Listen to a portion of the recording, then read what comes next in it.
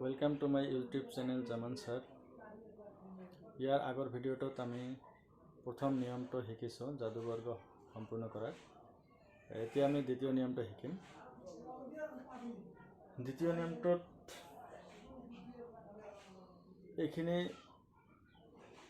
সম্পূৰ্ণ কৰি দিয়া আছে ইয়াত যে মাজত যিটো সংখ্যা থাকে তাৰ পৰা 1 মাইনাছ কৰিলে 4 হ'ব। ইয়াৰ লগত 1 প্লাছ কৰিলে 6 হ'ব।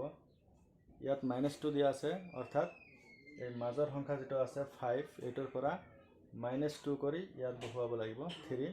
তেনেদৰে +2 কৰি ইয়াত 7 হ'ব, +3 কৰিলে 8 হ'ব, -3 কৰিলে 2 হ'ব,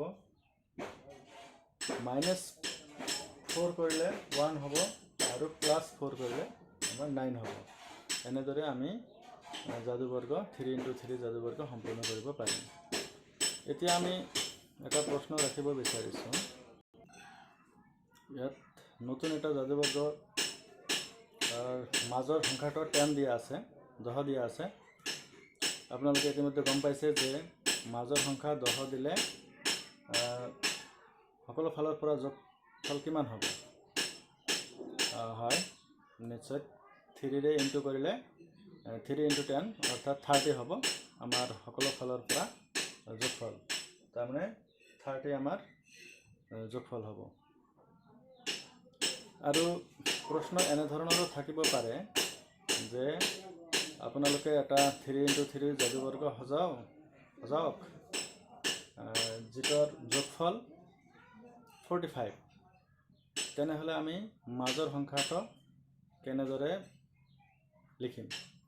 যেহেতু 45 কৈছে, 45 আমি 3 ৰে ডিভাইড কৰিব লাগিব। 45 / 3 = 15, অৰ্থাৎ মাজত আমাৰ 15 হ'ব। আৰু আগৰ দুটা নিয়মৰ যিকোনো এটাৰে আপোনাৰ যিটো ভাল লাগে সেইটো নিয়মেৰে আমি এইখিনি সম্পূৰ্ণ কৰাৰ চেষ্টা কৰিম। ধন্যবাদ।